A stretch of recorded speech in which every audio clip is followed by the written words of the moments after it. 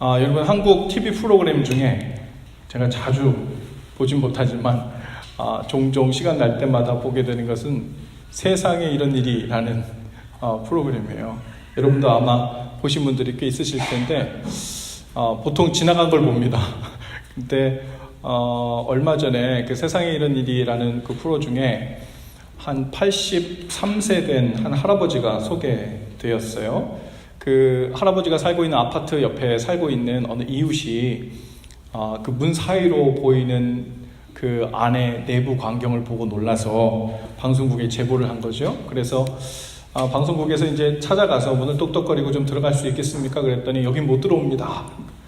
왜 못 들어갑니까? 들어올 수가 없어요. 그리고 이제 문을 열어서 보여주니까 이 바닥부터 천장까지 온갖 잡동사니와 쓰레기로 방방마다 꽉 차 있는 거예요. 그러니까 문을 열었는데 첫 발을 어디 떼야 될지를 모르고 어느 쪽으로 발을 들이밀어야 될지 공간이 없는 거죠. 그래서 막 실랑이를 벌이다가 결국은 허락을 해줘서 이제 그 취재를 하게 된 겁니다. 근데 이 할아버지가 밖에 나와서 돌아다니실 때는 아주 멋쟁이거든요.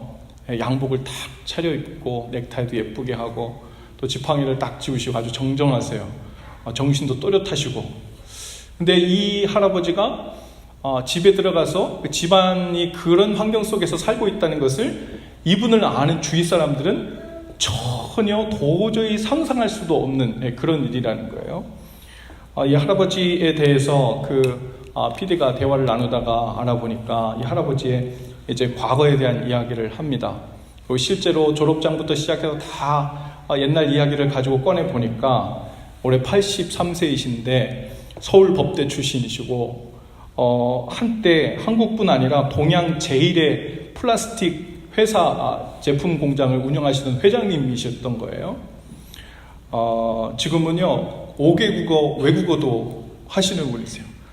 당장 그 앞에서 언어를 얘기하다 보니까 술술술 중국어, 일본어, 영어, 불어 뭐 막 나오더라고요. 그러니까 보통 대단하신 분이 아니죠. 근데 이분이 집에 들어와서도 그 몸을 펼 수 없을 정도로 몸을 이렇게 굽히고 누워야 될 정도의 작은 공간에 이렇게 전등을 켜놓고서는 책을 쌓아놓고 온갖 책들을 그렇게 섭렵하시면서 손에서 놓지 않고 계신데 왜 이렇게 사시나 하고 궁금해서 이렇게 여쭤보았더니 이제 처음에는 말씀을 안 하시다가 나중에 어렵게 이제 입을 여시는 거예요. 그분께서 이렇게 말씀하십니다. 저는 일부러 쓰레기를 치우지 않습니다. 아니 왜 지금 여기 바퀴벌레가 그냥 막 기어다니고 벽이고 바닥이고 그런데 이렇게 비위생적인 곳에서 건강상에도 아주 큰 문제가 있을 텐데 왜 쓰레기를 일부러 치우지 않습니까? 그랬더니 옛날에 저는 너무 잘 살았기 때문에 지금은 나 자신한테 고생 좀 해봐야 된다고 말하는 중이라는 거예요. 그 옛날에 회사를 경영할 때 그 당시에는 죄를 짓지 않고는 돈을 벌 수가 없었대요. 그래서 노동자들이 노동 착취도 많이 하고 억압도 많이 하고 그런 마음들이 마음에 깊게 남아서 지금은 그런 방식으로 그 완전 쓰레기장 같은 겉으로 볼 때는 아파트가 멀쩡한데 그 안에 들어가면 도저히 사람이 살 수 없을 것 같은 곳에 자기 자신을 그 쓰레기의 일부처럼 여겨서 허리도 완전히 펴지 못할 정도의 그 정도 공간에서 어렵게 자기 자신에게 교훈을 주면서 살고 있는 거죠. 그 모습을 이렇게 보니까 그분이 과거의 그 어느 자신의 잘못, 자기의 마음을 억누르고 있는 그 어떤 죄로부터 속죄하고 싶은 마음이 있구나, 그런 마음이 느껴졌고, 또 하나는 연세가 83세가 되었지만 새로워지고 싶은 마음이 그 마음 가운데 있는데 어떻게 새로워져야 되는지를 모르는 그런 안타까움이 또 제 눈에도 보이더라고요. 저와 여러분의 삶에도 이 할아버지처럼 새로워지고 싶은 부분이 분명 있을 것입니다. 마치 우리의 삶이 소망 없이 쓰레기 더미에 묻혀 있는 것 같은 영역이 있을 거예요. 그런데 어떻게 헤어나와야 될지 모르겠고 그 쓰레기 더미에서 사는 것으로 속죄가 되는 것도 아니고 또 나름대로는 자기 자신에게 체벌을 가하고 있다. 고통을 주면서 속죄한다는 프로세스로 나름 생각할지 모르겠지만 그 방법으로 속죄가 되지도 않고 또 하나는 그 길 끝에 새로워지는 길과 연결되지도 않는다는 것을 알고 있죠. 그래서 오늘 우리가 사순절을 보내고 있는데요. 이 새로워진다는 것, 이것에 대해서 이렇게 하늘에 구름이 떠 있는 것처럼 뭔가 잘 손에 잡히지 않는 그림자가 아니라 도대체 믿는 자가 새로워진다는 것은 어디서부터 출발하는 거고 새로워지고 있다는 증거는 어디서 찾아볼 수 있는지, 하나님께서 우리에게 새롭게 되길 원하시는 그 장소가 있다면, 그 상태가 있다면 그것은 무엇일지 오늘 우리가 읽은 시편 51편 다윗의 고백 속에서 우리가 함께 찾아보려고 합니다. 여러분, 사순절 셋째 주간을 보내고 있는데요. 우리의 죄를 회개하고 예수님의 고난과 죽으심, 십자가의 은혜와 부활의 기쁨을 우리가 묵상하면서 지난주에도 지지난주에도 우리가 함께 이 사순절 기간에 꼭 붙들어야 될 세 가지지만 이어져 있는 한 문장이 있다 그랬습니다. 모두 당연히 기억하시겠지만 제가 먼저 하고 여러분 한번 따라서 한번 해봐 주세요. 회개하고 뜻을 정하여 삶을 돌이키는 일. 네, 첫 번째 뭐라고요? 회개하고, 두 번째 뜻을 정하여, 세 번째 삶을 돌이키는 일. 이 세 가지가 떨어져 있다고요? 붙어져 있다고요? 다 연결되어 있는 거예요. 이 세 가지가 연결되지 못하고 중간에 단절이 되어지는 이유는 그 앞에 걸 제대로 하지 않았기 때문에 그래요. 잘 회개하면 뜻을 정하는 대로 이어지고, 뜻을 정말 온 마음과 진심으로 정직하게 뜻을 정했으면 삶의 변화의 시작으로 이어집니다. 그래서 이 세 가지가 혹은 이 한 가지가 우리 사순절 기간에 특히 우리의 삶을 바라보면서 무엇을 돌이켜야 하는지 성령께서 조명해 주신 은혜를 따라 있게 되기를 바랍니다. 이제 이게 삶이 돌이켜진다고 하는 이 마지막 부분에서, 그렇다면 삶이 돌이켜진다는 것, 그것이 말하자면 새로워지는 건데 그 새로워지는 것이 도대체 어떻게 되는 것입니까?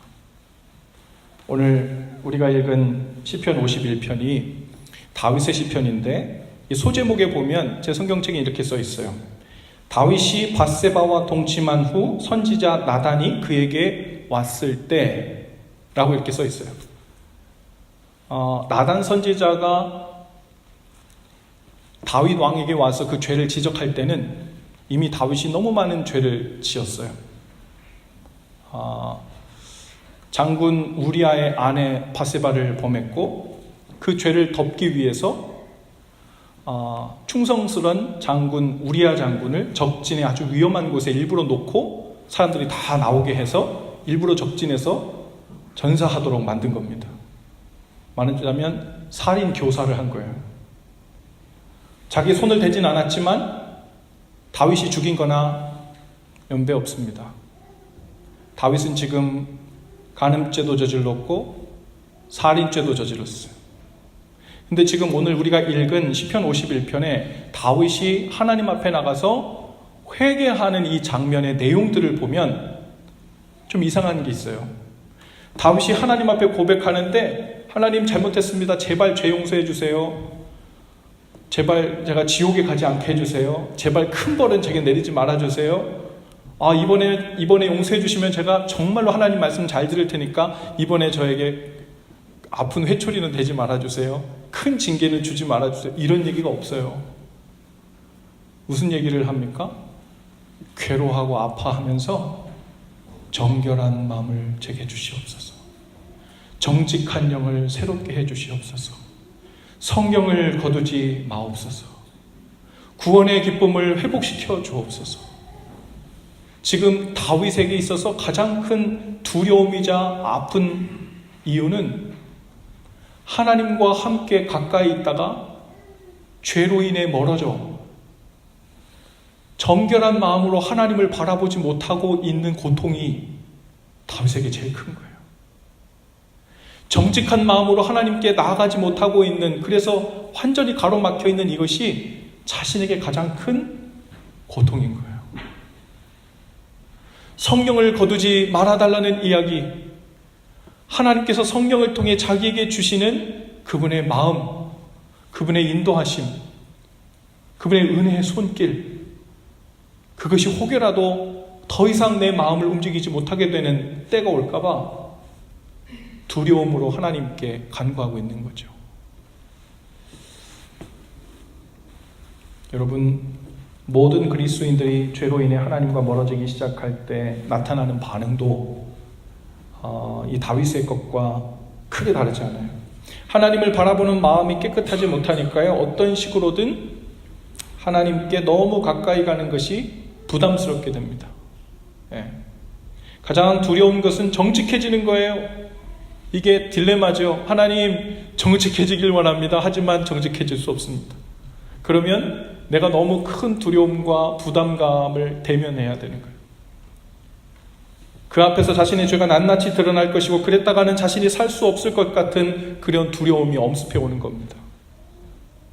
그래서 많은 사람들이 정직한 마음을 갖는 것, 그것을 달라고 하는 것, 가까이 가는 것을 두려워하고 멀찌감치 두죠.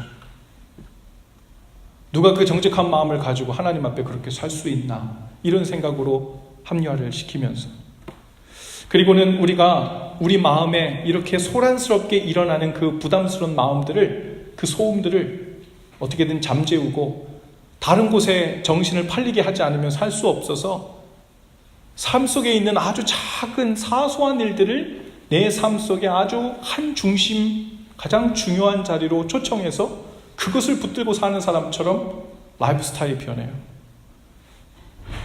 맛있는 거, 먹는 거, 좋은 거 입는 거, 재밌게 놀고 즐기는 거, 느껴지는 대로, 감각이 오는 대로 함부로 말하고 정신없는 사람처럼 사는 곳에 자기 삶을 내어줍니다.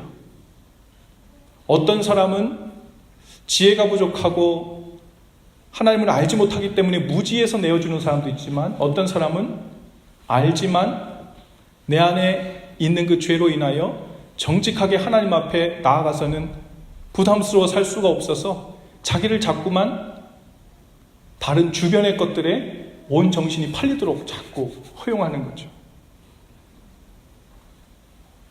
그래서 내 개인의 삶이, 우리 가정의 삶이 자꾸 눈앞에 있는 걱정거리, 근심거리 해결하는 데 온 에너지를 다 쏟아 그거 하며 사는 것으로, 하루하루 버티며 나가는 것으로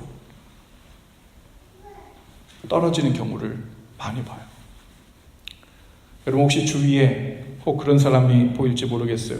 저분 평소에 그런 사람이 아닌데 어느 날 갑자기 아주 사소한 일에 말이 많아지고 수다쟁이가 되고 별로 중요해 보이지 않는 그 일들을 마치 자기 자신의 삶의 중심에 있는 일처럼 반응하고 오버하고, 그저 감각적인 삶으로 자꾸 자기 자신을 허용하는 것 같은, 자기 안에 하나님과 대면하고 싶지 않은 어느 부분을 가리기 위한 자기 방어 체계라고도 할 수 있겠어요. 혹 그런 분들이 혹 주위에 뜬다면, 무언가 문제가 있구나, 저분 위해서 좀 기도해 줘야 되겠다, 저 영이 돌이켜서 하나님께로 돌아가도록 도와줘야 되겠다. 여러분, 그 하나님께로 돌아가는 게 무엇일까요? 하나님께로 돌아가고 있는 증거가 무엇일까요? 바로 정직한 영이 새로워지는 거예요. 자기에게 어떤 죄가 있든 어떤 연약함이 있든 다시 하나님을 정직하게 대면하는 자리로 나아가면 그 사람은 이미 거기서부터 돌이키기 시작한 거예요. 거기서부터 이미 영이 새롭게 되기 시작한 겁니다. 새롭게 된다는 것을 생각하면 우리는 보통 아주 긍정적이고 밝은 것만 생각하거든요. 그래서 아주 좋은 생각만 하고 기쁜 생각만 하고 계속 웃어야 되고, 여러분, 사람이 진지함 없이 계속 웃기만 하면 머리에 꽃 꽂아야지. 계속 웃기만 하는 게 이게 좋은 게 아니고, 항상 기뻐하라 한다고 성경에 나오는 항상 기뻐하는 게 그냥 이유 없이 계속 웃는 게 항상 기뻐하는 뜻이 아니거든요. 그 안에 주님과 정직하게 대면하면서 누리는 그 여유와 기쁨과 담대함이 있기 때문에, 이 안에서 솟아나는 기쁨이 있기 때문에 그것이 항상 기뻐하게 되는 거예요. 애티튜드 자체가 기쁜 것이지, 투명해졌기 때문에 그냥 기뻐할 만한 일들이 연속해서 일어나서 기뻐지는 게 아니고, 회복한다는 것은요, 새롭게 된다는 것은요, 무엇이라고요? 정직한 영이 새롭게 되는 거예요. 오늘 여러분 안에 얼마나 심각한 문제가 있든, 얼마나 지고 살기 힘든 삶의 무게가 있든, 오늘 여러분 하나님 앞에서 온전히 회복하고 새롭게 되기 원하시는 분은 그 새로움이라는 시작의 자리, 즉 하나님을 정직함으로 투명하게 대면하는 자리로 나가실 수 있기를 바랍니다. 그 자리가 사실은 회개의 자리예요. 그 자리가 사실은 뜻을 정하는 자리예요. 그 자리가 사실은 삶이 돌이켜지는 자리예요. 내 삶에 대단한 것들이 아직 변하지 않았어도 하나님을 뵙고 그 앞에 머물러 있기가 부담스럽고 어려워서 살살 내 자신을 속이며 피하며 살았던 우리의 마음이 주님의 눈을 똑바로 쳐다보기 시작하고, 그분 앞에 은혜를 구하며 정직하게 그분 앞에 서기 시작할 때 그 영혼은 이미 회복되기 시작한 거예요. 이미 새로워지기 시작한 겁니다. 이미 하나님의 그 소망의 자리로 나가게 된 줄로 믿습니다. 지난주 금요일에 우리 금요기도회를 하는데, 앞에 찬양하면서 찬양이 이제 끝자락이 되면 제가 곧 말씀을 전할 시간이잖아요. 말씀을 이렇게 전해야 되겠다라고 마음으로 이제 그것을 되뇌이는데, 갑자기 마음속에 그런 생각이 들었어요. 너 이제 내 말을 대언하고 이야기할 텐데, 이 이야기가 너에게도 나의 이야기가 되고 있니? 그런 마음이 주시더라고요. 내가 지금 주일에도, 화요일부터 토요일까지 새벽에도, 금요일에도 말씀을 전하는데, 이 말씀이 전하고 있는 너의 삶에도 실제가 되어서 가슴이 떨리고 소망의 말씀이 되고 새로움이 되어야 네가 죽지 않는 거야. 그 마음. 죄로 인해 사람이 망하고 죽는다는 것은 오늘 다윗의 신중에서 잘 나타나요. 죄가 들어오니까 마음이 탁해지기 시작해요. 정결해지기 시작하죠. 정직한 영을 잃어버리기 시작합니다. 성령님이 내 삶을 순간순간 만지고 인도하고 있다는 그 센시티비티, 그 감각이 무뎌지기 시작해요. 그러면 어떻게 살까요, 사람이? 되는 대로 삽니다. 그러면 어떻게 될까요, 사람이? 보이는 대로 살아요. 오늘 우리가 잠언 성경 쓰기를 하고 있는데, 잠언 29장 18절에 보니까 이렇게 얘기합니다. 묵시가 없으면 백성이 방자히 행하거니와. 뭐가 없으면요?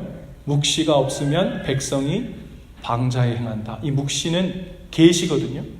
계시는 revelation, 하나님이 우리에게 보여주시는 거예요. 즉 하나님의 말씀, 그분의 뜻을 말씀을 통해 우리에게 보여주시는 거예요. 하나님이 우리 마음에 보여주신 하나님의 그 말씀, 묵시, 계시를 눈에 보이는 것처럼 내 마음으로 꼭 붙들어 잡고 삶의 기준을 삼아 내 삶을 거기에 계속해서 대입해가면서 정직한 영으로 반응해 나가는 일이 멈추기 시작하면 그 다음부터는 눈에 보이는 대로, 걱정되는 대로, 마음이 가는 대로 살기 시작해요. 그게 방자에 행하는 거예요. 특히 교만하고 특히 죄가 많아서 방자에 행하는 것이 아니라 내 삶을 매일매일 이끌고 있는 분명한 하나님의 말씀을 붙들지 않으면, 그분의 말씀을 민감하게 마음으로 받고 소망으로 삼는 일이 게을러지고 멈춰지면 거기서부터 나온 우리의 삶 전체는 방자한 삶이 되는 거죠. 오늘 여러분 하나님 앞에서 내 삶이 돌이켜지고 다시 돌아봐지는 은혜가 있게 되기를 바랍니다. 내 삶을 돌아본다는 것은요, 성령님이 계셔서 우리를 그렇게 만드시니까 그렇게 되는 거예요. 여러분, 어떤 사람이 자기 삶을 돌아보고 싶어 해요? 이게 엄청나게 불편한 일이거든요. 내 삶을 돌아보면 열의 9은 내 삶을 돌아보니 참 잘 살고 있구나, 이런 경우가 별로 없어요. 너 왜 그렇게 살았니? 너 왜 그렇게 반응했니? 너 왜 아직도 그렇게 부족하니? 왜 그렇게 실수했니? 왜 또 죄 지었니? 이런 리플렉션이 계속 오잖아요. 우리의 미흡함과 부족함이 드러난다고요. 근데 우리 삶을 성찰하는 것, 뒤돌아보는 일이 말씀의 조명 가운데서 우리의 삶의 루틴으로 계속해서 되어질 때 그 삶은 새로워지기 시작하고 하나님 기뻐하시는 삶의 흐름을 타게 되는 줄로 믿습니다. 비교 종교학을 하는 학자들이 고등 종교와 그리고 하등 종교를 구분해내는 그 여러 기준들이 있는데, 그 중에 첫 번째는 무엇이냐면 사이비 같은 혹은 토속 종교 같은 어떤 하등 종교라고 불리는 그 종교에는 리플렉션이라는 게 별로 없다는 거예요.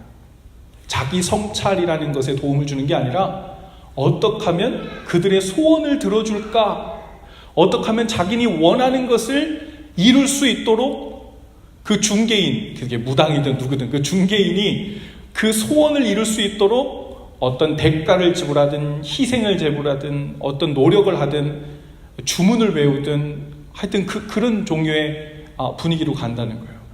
그런데 고등 종교, 소위 수준이 있는, 여기가 오는지 저기가 오는지 모르겠지만 어쨌든 건강해 보이는 그 종교의 경향성이 있는 종교들은 어떤 특징을 갖냐면 자기 성찰을 도와주는 쪽으로 간다는 거예요. 자기 성찰, 자신을 돌아보고 하나님의 말씀에 자신의 삶을 비춰보고 회개하고 돌이켜야 될 것이 무엇인지 보고 뜻을 정하고 멈춰야 될 게 무엇인지 보고, 그래서 그 고등 종교, 그 자기 성찰이 중심이 된 그 신앙생활이 깊어지면 그 사람은 점점 나은 사람이 되어지고 점점 인간다운 사람이 되어진다. 하나님께서 우리에게 말씀을 주실 때는 그 말씀을 기준으로 우리의 삶을 계속해서 reflect, 돌아보고 성찰하라고 주신 거죠. 그리고 그 기준에 맞지 않게 내 뜻이 앞설 때는 내 뜻을 내려놓고, 그분의 뜻이 앞설 때는 그분의 뜻을 온전히 순종하고 따라가는, 우리를 주님의 뜻에 맞추는 그 삶 가운데 우리를 인도하시는 줄로 믿습니다. 여러분, 특별히 우리가 사순절 기간을 보내고 있는데 어떤 사람들은요, 같은 기독교 안에 있어도 같은 크리스천이라도 어떤 사람들은 마치 우리의 이 복음을, 신앙생활을, 예수님을, 말씀을 하등 종교 대하듯 대하는 사람들이 있어요. 어떻게 하면 나에게 주신 약속의 말씀이라고 꼭 붙들고 내가 원하는 소원을, 내가 원하는 것을 이루어낼까 하는 것에 기준점을 두고 하나님의 말씀을 계속 적용하려고 하는, 그러나 그건 생명을 살리지 못해요. 자녀로서 하나님께 우리의 필요한 것을 구하는 것은 성경에서도 또 우리 아버지 되신 하나님의 뜻이기도 하지만 하나님은 우리가 자라기를 원하십니다. 아버지의 마음을 더 깊이 헤아릴 줄 알아서 더 높은 차원의 하나님께서 기뻐하시는 풍성한 삶을 함께 누리고 함께 경험하고 함께 생명을 살리는, 그 생명을 누리는 삶까지 들어오기를 원하시죠. 오늘 이 사순절을 보내면서 또 한 가지 좀 권고하고 싶은 것은요, 여러분, 우리가 사순절이 되면은 보통 이렇게 절제하는 일들 하잖아요. 많이 먹던 것도 좀 줄이고, 어떤 사람들은 나 아침 금식하기로 했어, 원래 아침 안 먹으면서. 그런 분들도 있고, 나 저녁 금식하기로 했어. 알고 보니까 살 빼는 데 더 목적이 있어. 우리 하던 것을 절제하고 줄이는 것을 통해서 사순절에 주님의 고난에 동참하고 주님의 그 사랑을 경험하는, 물론 그것도 안 하는 것보다 낫고 의미가 있지만, 주님께서 우리에게 정말 원하시는 것은 하던 것을 줄이거나 하는 것보다 무언가를 주님이 기뻐하시는 일을 시작하는 것, 그것이 우리 삶 가운데 있으면 좋겠다. 그런데 그것은 지금까지 내가 한 번도 안 해본 것이다. 거의 하고 싶지 않은 일이었다면, 여러분, 예수님께서 고난당하시고 십자가에서 죽으실 것 수준의 정말 그렇게 지고 싶지 않은 십자가처럼 내 삶에 정말 내가 지고 싶지 않은 십자가가 있다면, 아, 주님, 제가 저 문제는 출입하고 싶지 않아요.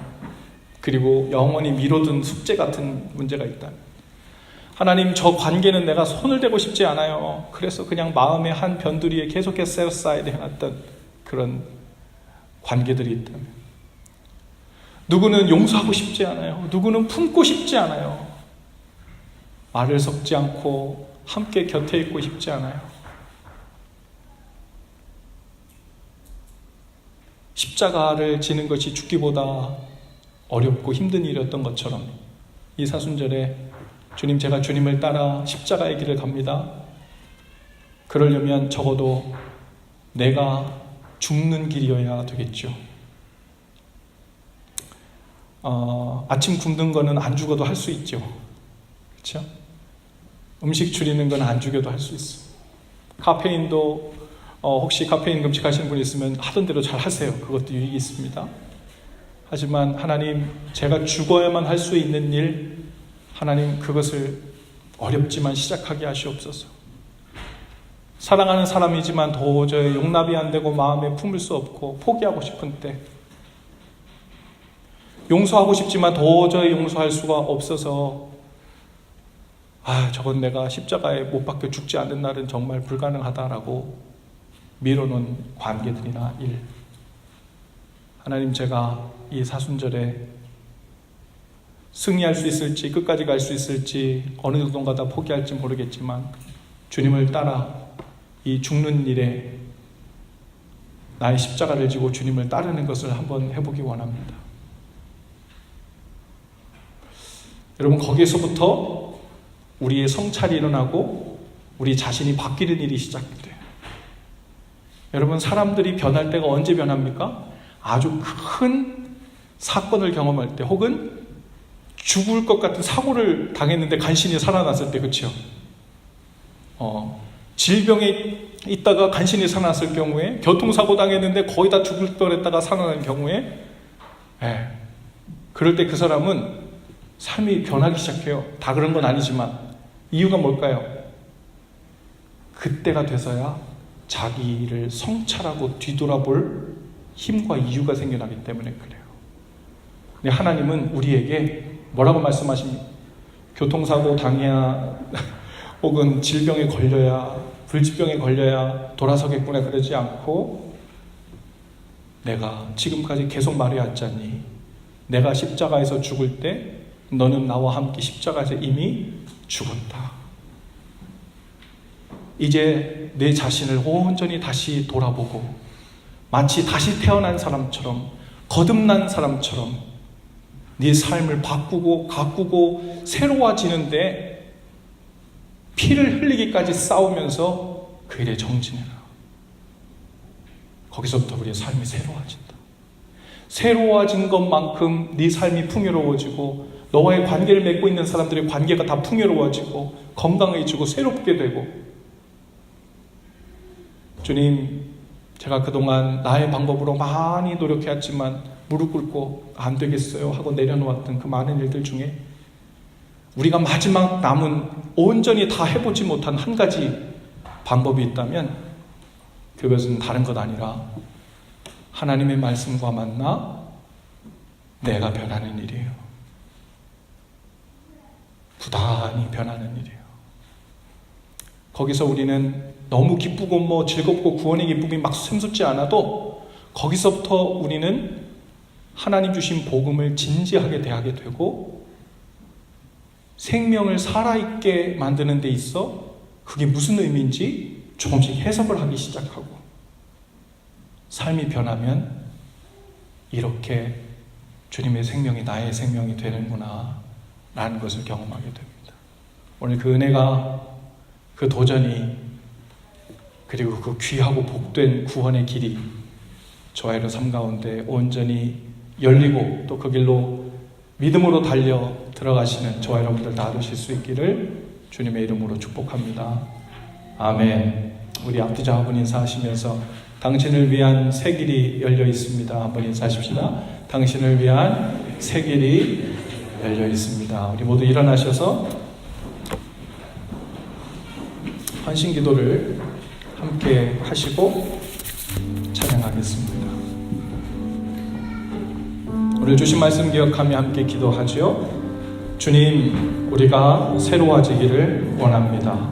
지은 죄를 용서받고 그치는 것에 머물지 않게 하시고 우리 안에 정한 마음과 정직한 영이 새로워지게 하옵소서. 그래서 주님 앞에 설 때 다시 소망을 품게 하시고 말씀 앞에 떨며 순종하는 삶으로 나아갈 수 있도록 하옵소서. 성령님의 손길에 다시 이끌리는 은혜를 주옵소서. 예수님 이름으로 기도합니다. 아멘. 여러분, 우리가 소망을 품고 이런 기도를 할 수 있는 유일하고 가장 강력한 근거는 우리를 향한 아버지의 사랑이 변치 않는다는 것입니다. 오늘 주님 앞에 그 고백을 함께 올려드리며 주님의 사랑을 노래하며 나가십시다.